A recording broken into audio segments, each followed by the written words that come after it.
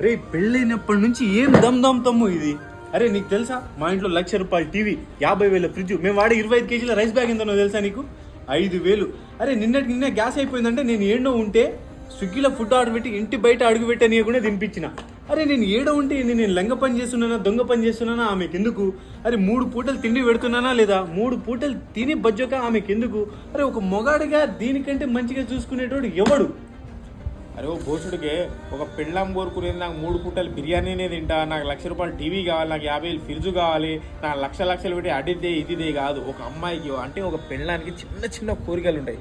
ఆ కోరికలు చెప్తే నువ్వు నవ్వుతావు. కానీ ఎట్లాంటి కోరికలు అంటే, నా మొగుంతో నేను అప్పుడప్పుడు బయటికి వెళ్ళాలి, నా మొగుంతో నేను అప్పుడప్పుడు సినిమాకి వెళ్ళాలి, నీ అమ్మ ఏదైనా చిన్న ఫంక్షన్ ఉంటే నేను నా మొగుడు మంచి బట్టలు వేసుకోవాలి, మా చుట్టాలందరూ కళ్ళు మండిపోవాలి నీ అమ్మ.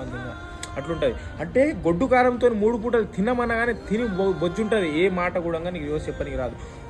అంటే పెళ్ళాము తన బయట